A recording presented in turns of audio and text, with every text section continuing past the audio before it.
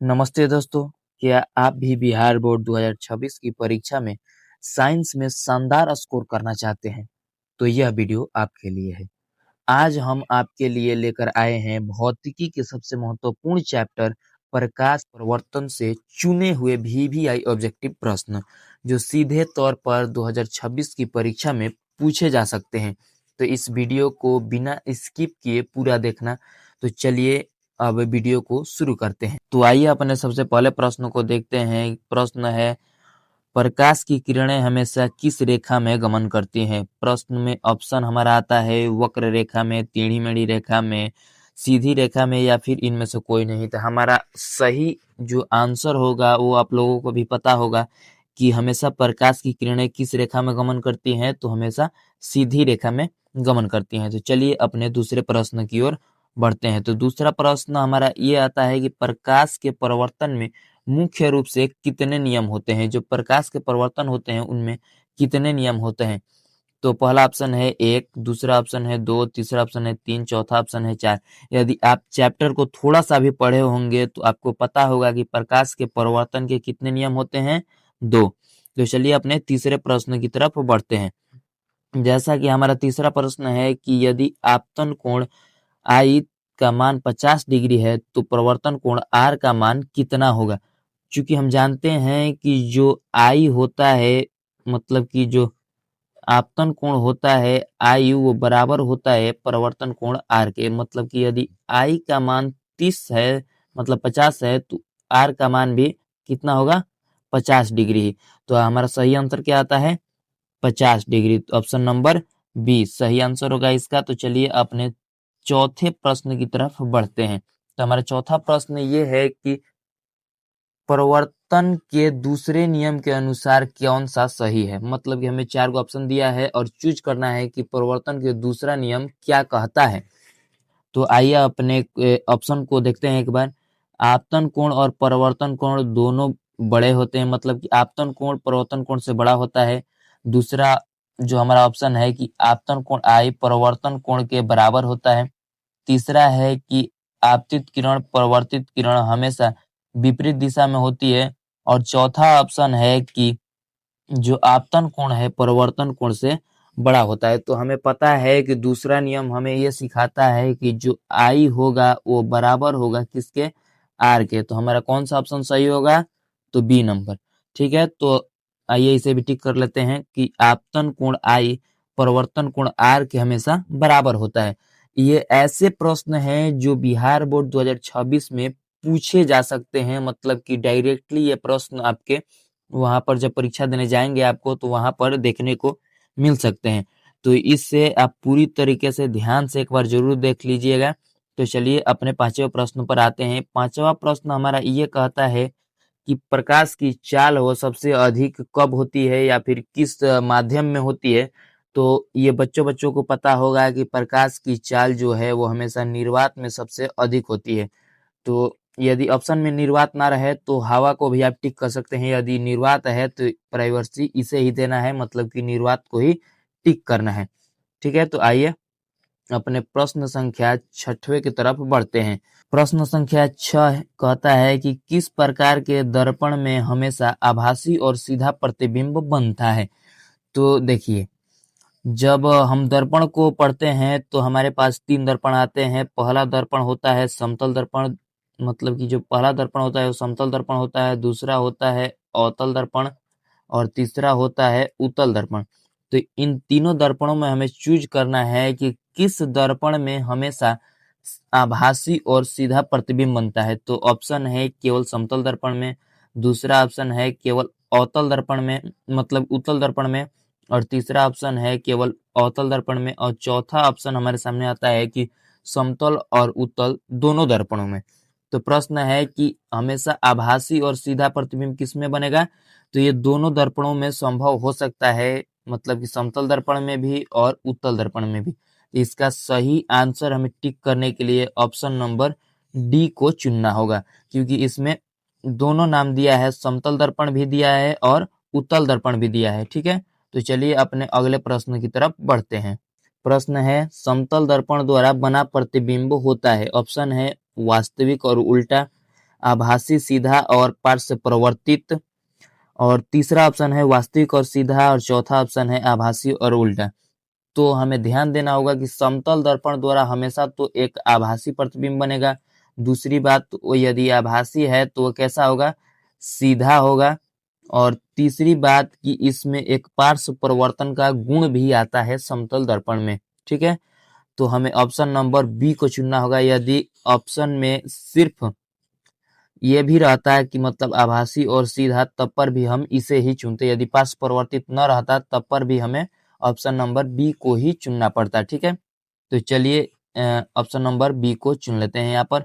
और अगले प्रश्न की तरफ बढ़ते हैं। हमारा 8 नंबर प्रश्न कहता है कि उत्तल दर्पण द्वारा किसी वस्तु का प्रतिबिंब हमेशा कैसा बनता है। ठीक है, तो ऑप्शन नंबर हमारे पास आता है कि वास्तविक और बड़ा, दूसरा ऑप्शन आता है कि वास्तविक आभासी और छोटा, तीसरा ऑप्शन आता है कि वास्तविक और छोटा, और चौथा ऑप्शन आता है कि आभासी और समान आकार का।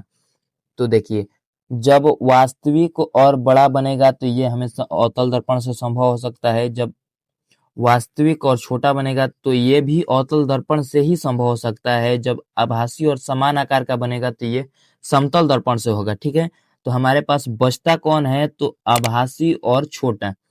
तो उत्तल दर्पण से किस प्रकार का प्रतिबिंब बनेगा यहाँ पर, तो हम यहाँ पर इसे टिक कर सकते हैं। मतलब कि आभासी और छोटा प्रतिबिंब किससे बनेगा, उत्तल दर्पण से। इसीलिए हम इसका उपयोग साइड मिरर के रूप में भी करते हैं, जहां पर हमें वस्तुएं छोटी छोटी दिखाई दे, मतलब कि अधिक जगह की वस्तुएं भी कम आकार में हमें दिखाई दे। ठीक है, तो यहाँ पर ऑप्शन नंबर बी सही है। और अगले प्रश्न 9 नंबर प्रश्नों को यहाँ पर देखिए, सोलर भट्टी मतलब सौर भट्टी में कौन सा दर्पण का उपयोग किया जाता है। तो सौर भट्टी में हमें प्रकाश को केंद्रित करना होता है। क्या करना होता है, प्रकाश को हमें केंद्रित करना होता है। तो केंद्रित करने के लिए कौन से दर्पण का उपयोग किया जाता है, अवतल दर्पण। ठीक है, मतलब कि अभिसारी दर्पण के रूप में किसका उपयोग किया जाता है, तो अवतल दर्पण का उपयोग किया जाता है। इसीलिए सौर भट्टी में किस दर्पण का उपयोग होगा, तो अवतल दर्पण का उपयोग होगा। ऑप्शन नंबर सी इसका करेक्ट आंसर हो जाएगा। तो चलिए अब अगले प्रश्न की तरफ बढ़ते हैं। तो 10 नंबर प्रश्न हमारा यह कहता है कि अवतल दर्पण की जो फोकस दूरी हो, मतलब कि फोकस दूरी का जो चिन्ह होता है वो क्या होता है, वो प्लस होता है या फिर वो माइनस होता है। ठीक है, तो जो अवतल दर्पण की फोकस दूरियां होती है वो ऋणात्मक होती है। इसे याद करने के लिए एक सिंपल सा आप ट्रिक को भी इस्तेमाल कर सकते हैं। जैसे कि हमें पता है किसी भी जो वस्तु, दर्पण के सामने जो वस्तु रखी होती है उसकी जो दूरी होती है, मतलब यू जब भी होता है वो माइनस में होता है। तो यू की तरफ की सभी दूरियां माइनस में होंगी। तो अवतल दर्पण में जो फोकस दूरी भी होती है एफ, वो भी यू के साइड ही होता है, ना कि इस साइड होता है। ठीक है, इस साइड न होकर वो इस साइड होता है। तो ये भी हमेशा माइनस की तरह होगा। ठीक है, तो हमें यहाँ से पता चल जाता है कि अवतल दर्पण की जो फोकस दूरी होगी वो ऋणात्मक होगी।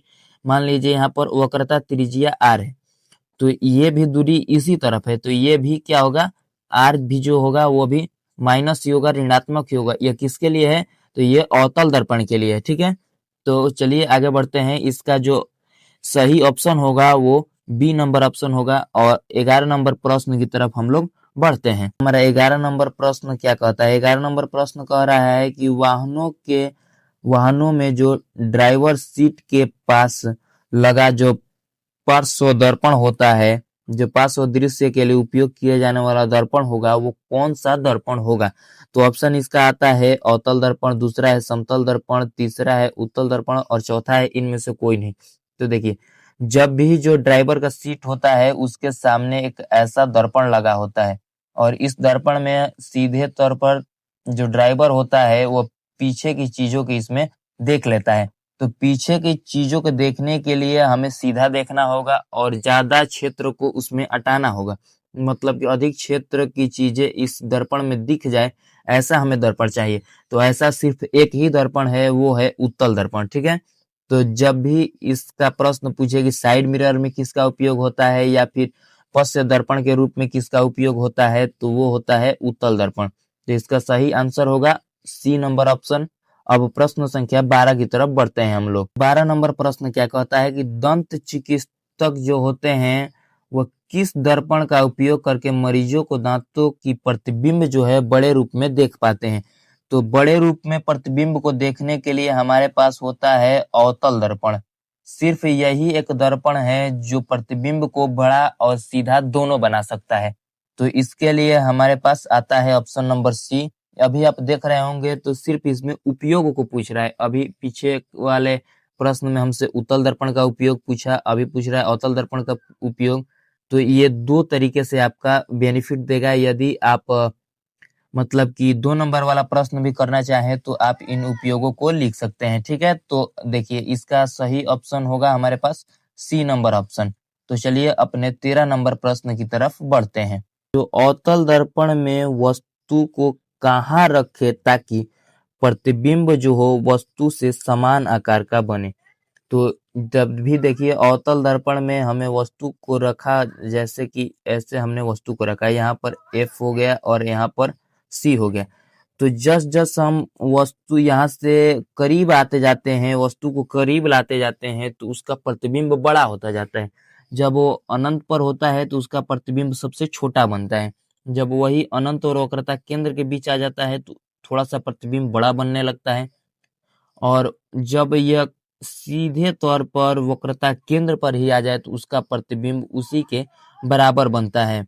मतलब कि जितना बड़ी वस्तु हो उतना बड़ा ही प्रतिबिंब होगा। देखिए थोड़ा सा हम आपको बनाकर भी दिखा देते हैं।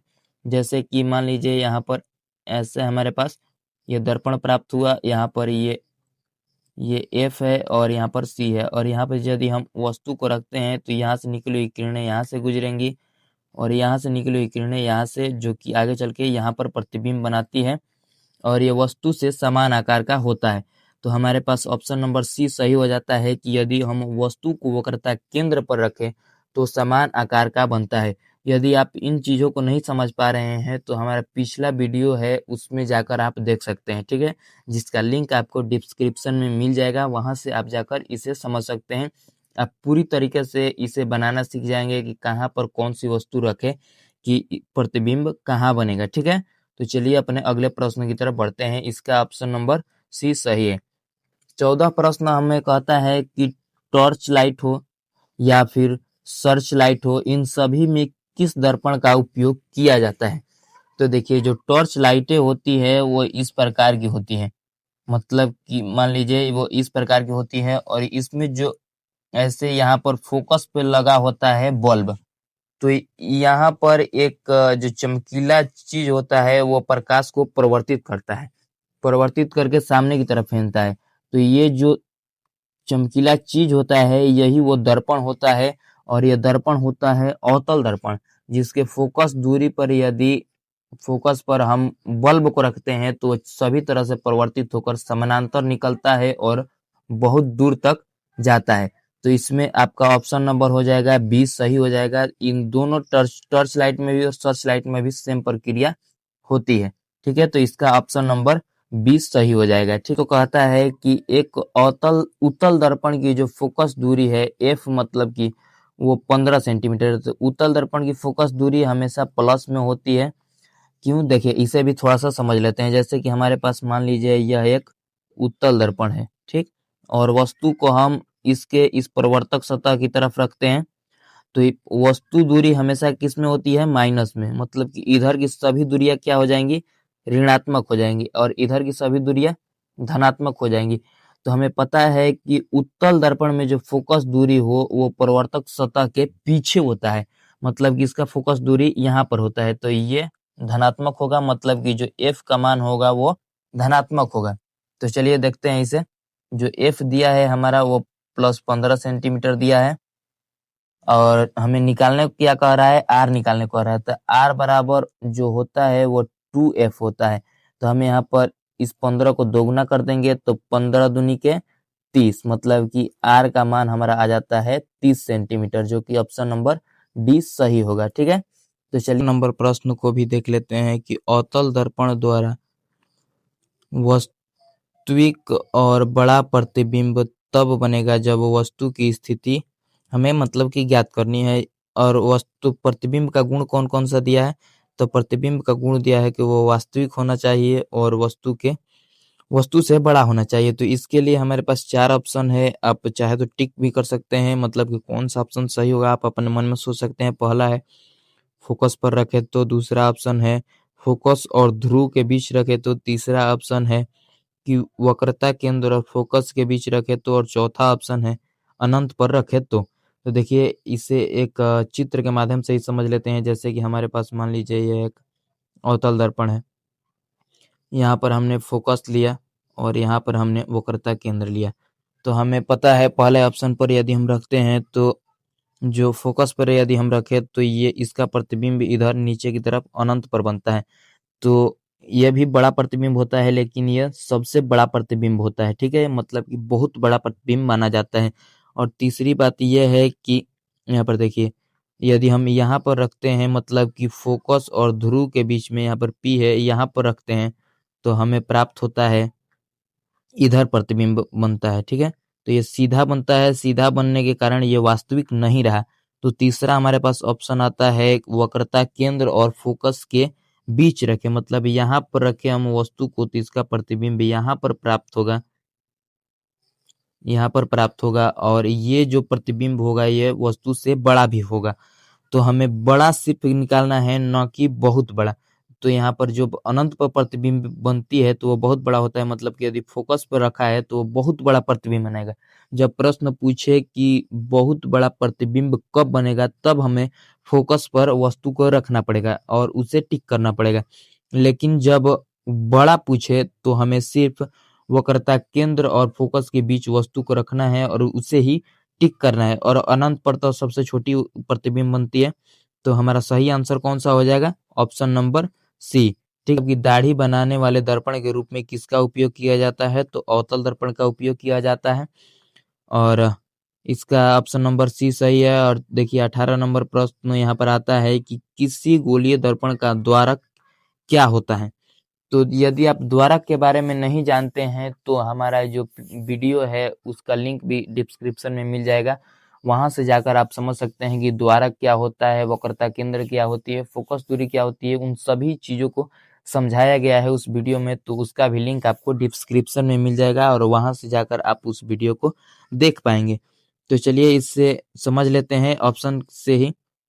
जैसे कि हमारे पास पहला ऑप्शन आता है कि ध्रुव और फोकस के बीच, मतलब कि जो दूरी होती है उसे द्वारक कहा जाता है। और दूसरा ऑप्शन आता है कि दर्पण के परावर्तक सतह का व्यास। तीसरा ऑप्शन आता है कि वक्रता केंद्र और ध्रुव के बीच की दूरी। और चौथा ऑप्शन आता है कि फोकस से वक्रता केंद्र तक की दूरी। तो इसका सही आंसर होता है ऑप्शन नंबर बी, दर्पण के परावर्तक सतह का व्यास। जो कि दर्पण, मान लीजिए ये दर्पण हुआ, तो इसका जो ये व्यास होता है यही क्या कहलाता है? मुख्य द्वारक कहलाता है, ठीक है? ये जो व्यास है यहाँ से यहाँ तक यही मुख्य द्वारक है। मान लीजिए ये अवतल दर्पण है तो यह पूरा भाग जो होगा वो मुख्य द्वारक आएगा। तो इसका ऑप्शन नंबर बी सही है, ठीक है? तो चलिए अपने 19 नंबर प्रश्न की तरफ बढ़ते हैं। 19 नंबर प्रश्न कहता है किस दर्पण की फोकस दूरी अनंत मानी जाती है? तो ऑप्शन हमारे पास आता है उत्तल दर्पण, दूसरा ऑप्शन है अवतल दर्पण, तीसरा ऑप्शन है समतल दर्पण और चौथा है कि परवलयिक दर्पण। तो इसका सही आंसर बच्चों को पता होता है, जो भी इस क्लास को किया होगा, मतलब कि थोड़ा सा भी यदि इस चैप्टर को पढ़ा होगा तो उसे पता होता है कि जो अनंत फोकस दूरी वाला दर्पण होता है वो समतल दर्पण ही होता है। क्योंकि हमें पता है कि उत्तल दर्पण और अवतल दर्पण की फोकस दूरी निश्चित होती है, इसका हम मापन कर सकते हैं और इस दर्पण का भी हम मापन कर सकते हैं, ठीक है? तो चलिए अपने 20 नंबर प्रश्न की तरफ बढ़ते हैं। तो 20 नंबर प्रश्न हमारा कहता है कि किस दर्पण में हमेशा वस्तु से छोटा प्रतिबिंब प्राप्त होता है? तो देखिए यहाँ पर ऑप्शन भी दिया है कि केवल समतल दर्पण से, या फिर केवल अवतल दर्पण से, या फिर केवल उत्तल दर्पण से, या फिर अवतल और उत्तल, मतलब समतल और उत्तल दोनों दर्पण से। तो छोटा प्रतिबिंब प्राप्त होने के लिए हमारे पास बनते हैं छोटा प्राप्त होने के लिए एक तो उत्तल, मतलब कि एक तो अवतल, इससे भी छोटा प्रतिबिंब प्राप्त होगा, और दूसरा है कि उत्तल दर्पण। तो ये कह रहा है कि हमेशा वस्तु से छोटा प्रतिबिंब प्राप्त हो। हमेशा वस्तु से छोटा प्रतिबिंब जब प्राप्त करने की बात आएगी तो हमेशा वो कौन सा होगा? उत्तल दर्पण, क्योंकि हमें अवतल दर्पण से बड़ा प्रतिबिंब भी प्राप्त होता है और समान आकार का प्रतिबिंब भी प्राप्त होता है इससे, ठीक है। तो इसका सही आंसर कौन सा होगा? उत्तल दर्पण, केवल उत्तल दर्पण। तो इसका ऑप्शन नंबर सी सही है, ठीक। 21 नंबर प्रश्न जो कि यहाँ पर पूछ रहा है कि दर्पण सूत्र क्या होगा। हमें से पूछा है कि दर्पण सूत्र का फॉर्मूला क्या होगा। तो दर्पण सूत्र का फॉर्मूला होता है 1/u प्लस 1/v बराबर 1/f। यह क्या होता है? ये दर्पण सूत्र का फॉर्मूला होता है। तो हमें ऑप्शन में देखना है, तो हमें ऑप्शन नंबर बी यहाँ पर दिख रहा है कि 1/u प्लस 1/v। आप चाहे तो इसे उल्टा भी लिख सकते हैं, जैसे कि मान लीजिए आप इसे लिखना चाहे 1/v प्लस 1/u बराबर 1/f। ये भी होता है, मगर ऑप्शन में नहीं दिया है तो हम इसे टिक नहीं कर सकते हैं, ठीक है। तो ऑप्शन में दिया है 1/u प्लस 1/v बराबर होता है 1/f के। तो ऑप्शन नंबर बी, यहाँ पर देखिए माइनस दे दिया है और यहाँ पर जो f बराबर में होना चाहिए तो यहाँ पर 1/u बराबर में कर दिया है और यहाँ पर भी माइनस दे दिया है। तो माइनस वाला तो बिल्कुल नहीं होगा और ध्यान देना है कि बराबर में 1/f होना चाहिए, न कि 1/u। तो हमारा सही आंसर आता है ऑप्शन नंबर बी, ठीक है। तो चलिए अपने 22 नंबर प्रश्नों को भी देख लेते हैं। ये भी एक सूत्र ही पूछ रहा है हमसे, एक फॉर्मूला पूछ रहा है कि आवर्धन का सूत्र क्या होगा। तो देखिए आवर्धन का हमारे पास दो फॉर्मूले आते हैं। जब दूरी की बात होती है तो u और v से हमें फॉर्मूला निकालना होता है। तो ये होता है m बराबर माइनस v/u। और जब ऊंचाई की बात हो, जो प्रतिबिंब की ऊंचाई या फिर वस्तु की ऊंचाई की बात हो, तो उससे भी हमें एक फॉर्मूला मिलता है कि प्रतिबिंब की ऊंचाई बटा में वस्तु की ऊंचाई। तो ये भी हमारे पास एक फॉर्मूला मिलता है। तो हम इसमें देखना होगा कि ऑप्शन में कौन सा ऑप्शन सही होगा। तो देखिए यहाँ पर m बराबर v/u, तो ये गलत हो गया। क्यों? क्योंकि इसमें माइनस नहीं है। अब देखिए दूसरा विकल्प m बराबर माइनस v/u, तो ये सही होगा क्योंकि हमारे पास यहाँ पर मिला हुआ है। देखिए अगला देखते हैं। तो यहाँ पर देखिए दिया हुआ है u/v, जो कि गलत है। और यहाँ पर देखिए ये सही दिया है, मगर देखिए यहाँ पर माइनस लगा दिया है, तो माइनस वाला नहीं होगा। माइनस किस में होगा? v वाला में माइनस होगा।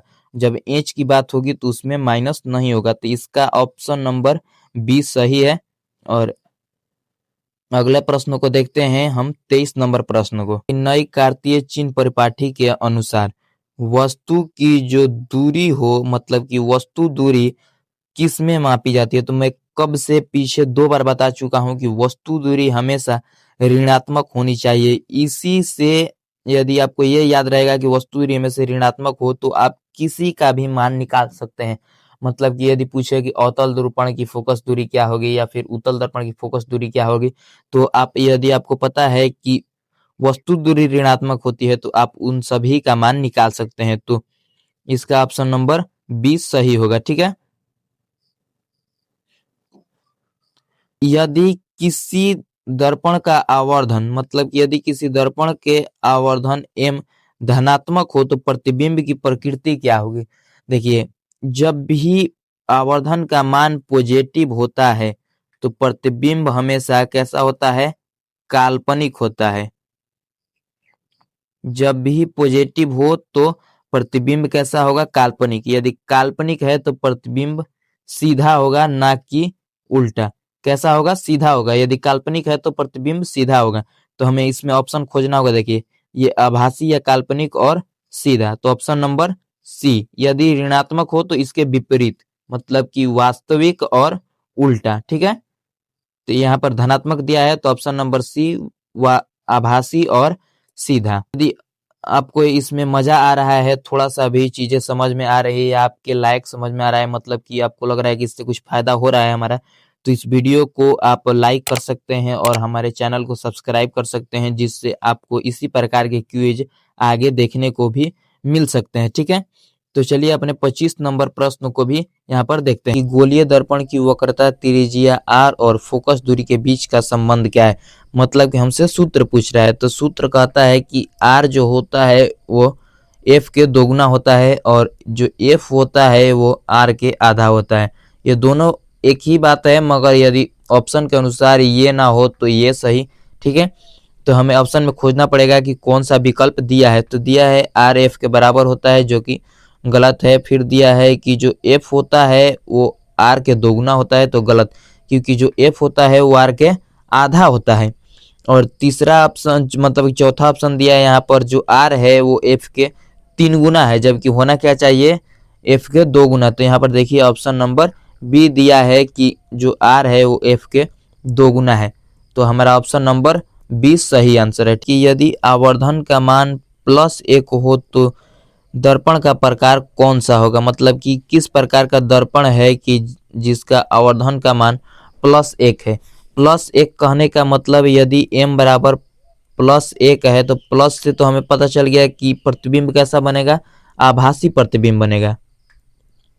ठीक, प्रतिबिंब किस प्रकार का बनेगा, आभासी प्रतिबिंब बनेगा।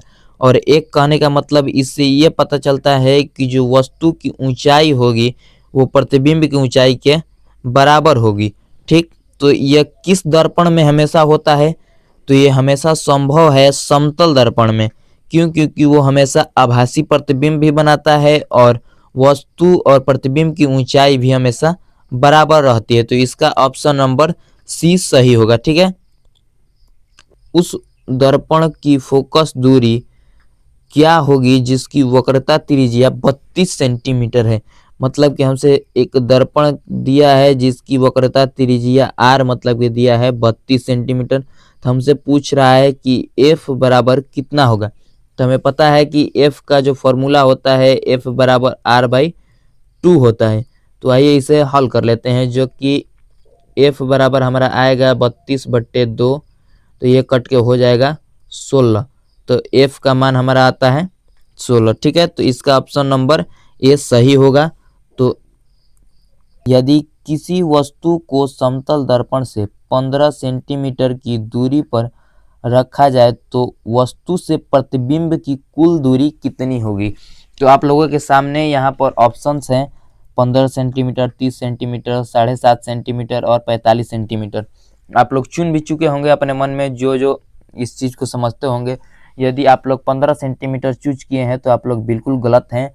चलिए आइए समझते हैं कि कैसे ये गलत होता है।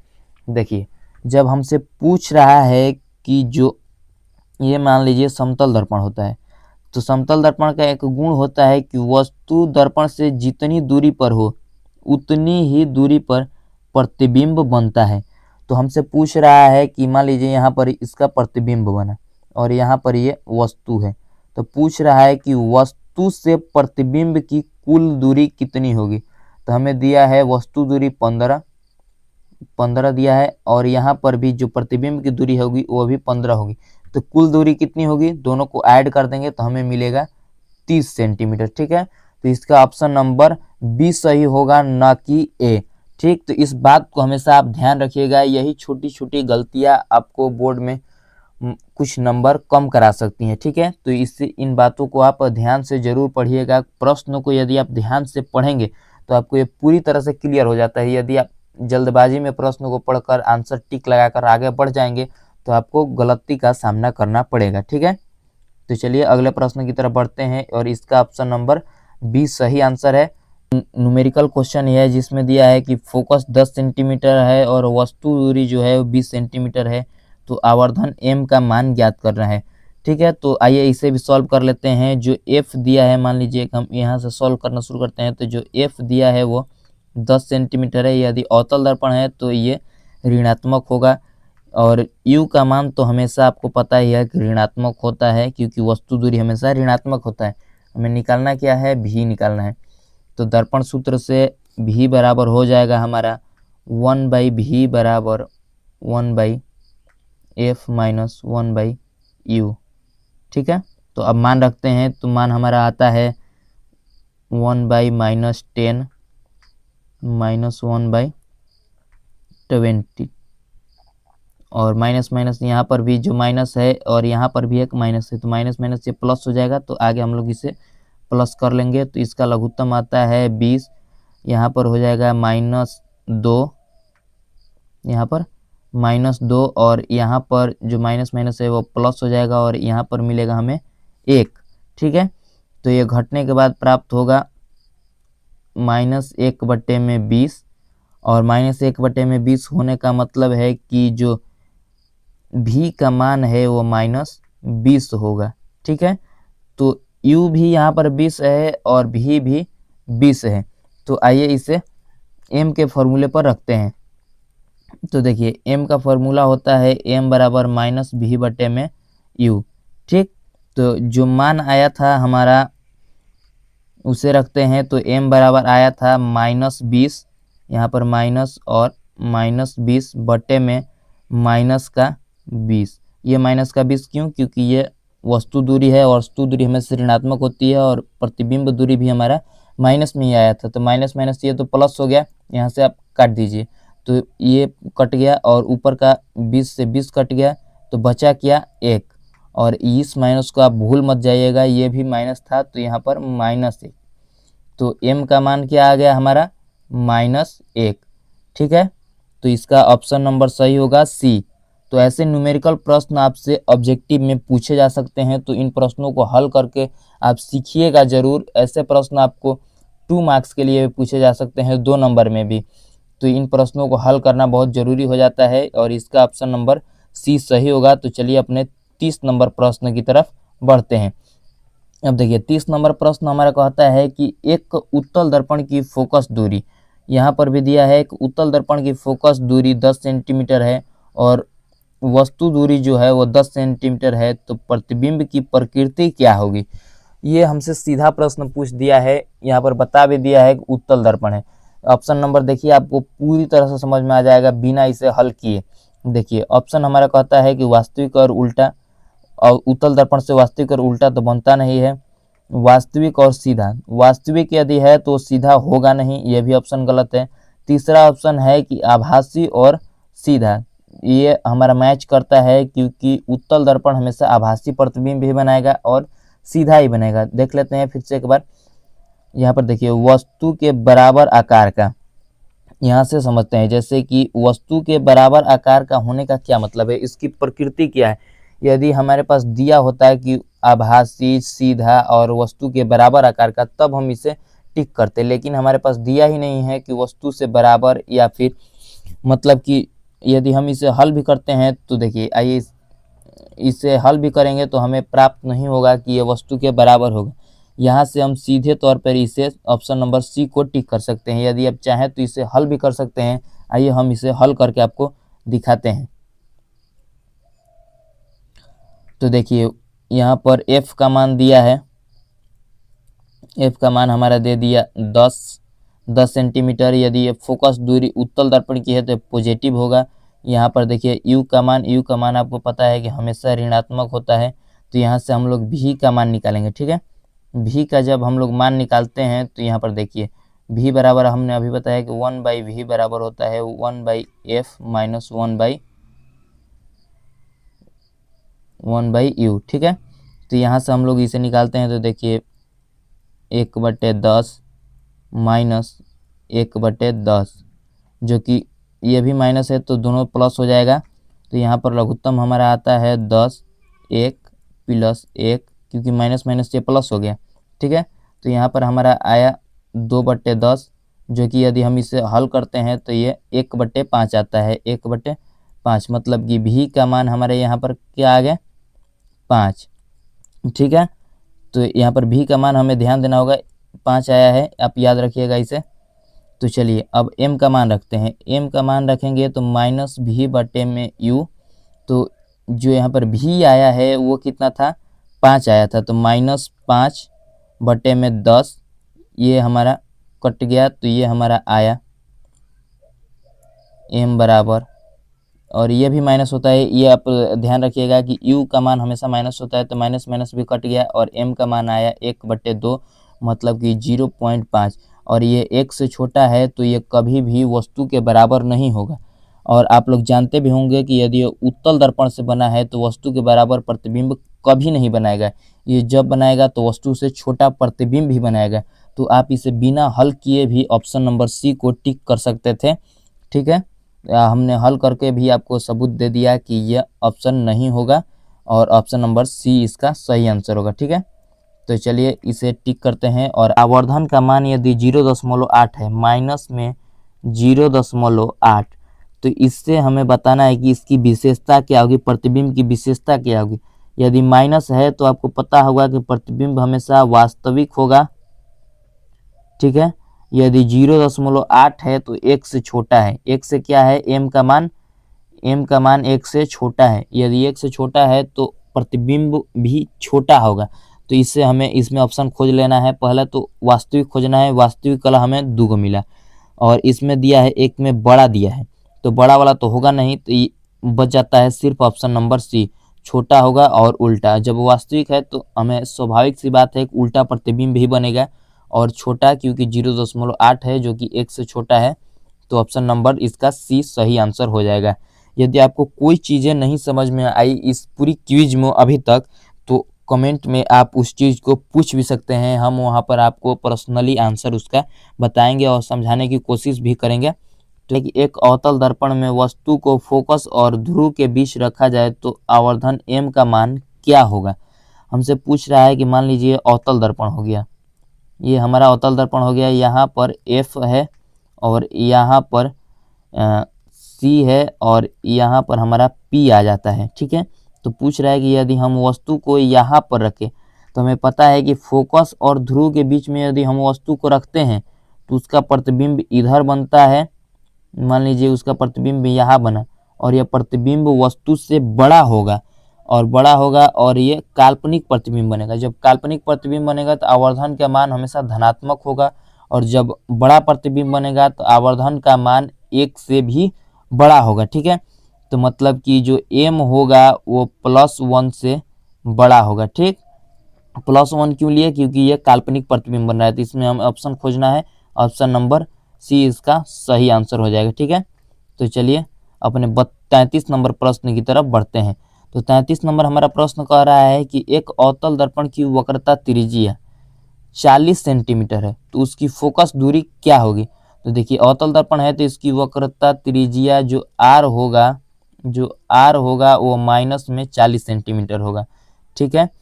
और जो फोकस दूरी होगी इसकी आधी होगी, तो इससे मान लीजिए 40/2 तो कटिए यहाँ पर, तो हमारा आ जाता है -20 सेंटीमीटर।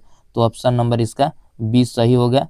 इसे आप टिक करके अवतल दर्पण का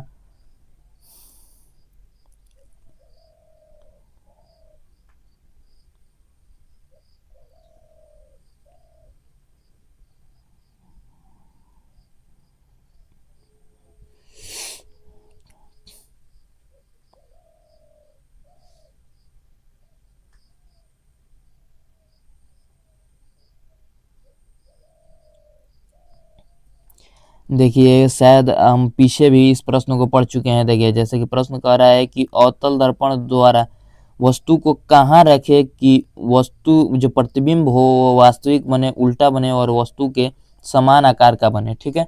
तो हम पीछे समझाने के दौर में इस चीज़ को बता चुके हैं, ठीक है।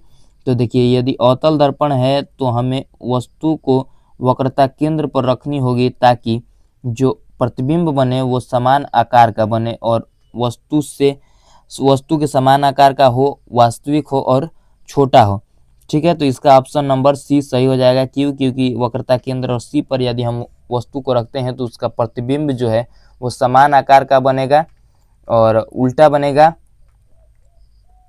तो इसका सही आंसर हो जाता है सी। प्रश्न 35 नंबर प्रश्न, किसी गोलीय दर्पण का आवर्धन यदि 2m है तो किस प्रकार का दर्पण होगा। तो देखिए m का मान हमारे पास दिया है +2। प्लस कहने का मतलब कि वो काल्पनिक मतलब कि आभासी प्रतिबिंब बनाएगा और वस्तु से दोगुने आकार का बनाएगा, ठीक। तो सिर्फ एक ही दर्पण ऐसा है जिसमें वस्तु से बड़ा प्रतिबिंब बन सकता है, वो है अवतल दर्पण, और वो आभासी प्रतिबिंब भी बनाता है। कब बनाता है, जब वस्तु को हम पीछे ही पढ़े अभी P और F के बीच रखते हैं तो इधर प्रतिबिंब उसका बनता है, यहाँ पर उसका प्रतिबिंब बनता है जो कि वस्तु से बड़ा होता है और वास्तविक नहीं बल्कि काल्पनिक प्रतिबिंब बनता है। तो देखिए काल्पनिक प्रतिबिंब बनाने के तीनों दर्पण बना सकते हैं, समतल दर्पण भी बना सकता है, उत्तल दर्पण भी बना सकता है और अवतल दर्पण भी बना सकता है। लेकिन उत्तल दर्पण में होता क्या है, वो हमेशा छोटा प्रतिबिंब बनाता है और समतल दर्पण में क्या होता है कि वो बराबर प्रतिबिंब बनाता है, मतलब वस्तु और प्रतिबिंब की इस जो आकार होगा वो बराबर होगा। जबकि अवतल दर्पण क्या करता है कि वो सभी प्रकार के प्रतिबिंब को बना सकता है, बड़ा भी बना सकता है, छोटा भी बना सकता है और समान आकार का भी प्रतिबिंब बना सकता है। तो आपको ऑप्शन नंबर डी नहीं चूज करना है कि मान लीजिए प्लस है तो ये आभासी प्रतिबिंब हो गया, तो आभासी प्रतिबिंब तो उत्तल दर्पण या समतल दर्पण ही बना सकते हैं, ऐसा नहीं होता है। अवतल दर्पण भी आभासी प्रतिबिंब बनाता है, ठीक है। तो इसमें भी आप इसका सही आंसर क्या हो जाएगा, ऑप्शन नंबर सी। तो आप इसे चुन सकते हैं यहाँ पर ऑप्शन नंबर सी। और यहाँ पर हमारा क्विज खत्म होता है। यदि आपको पसंद आया हो तो आप क्या कर सकते हैं, इस वीडियो को लाइक कर सकते हैं और ऐसे ही क्विज प्राप्त करने के लिए, ऐसे ही मतलब क्विज को आगे देखने के लिए अलग अलग चैप्टर्स के, आप इस चैनल को सब्सक्राइब भी कर सकते हैं। ये वैसे क्विज थे जो डायरेक्टली बोर्ड में पूछे जा सकते हैं, ठीक है। तो मिलेंगे अब अगले वीडियो में। धन्यवाद।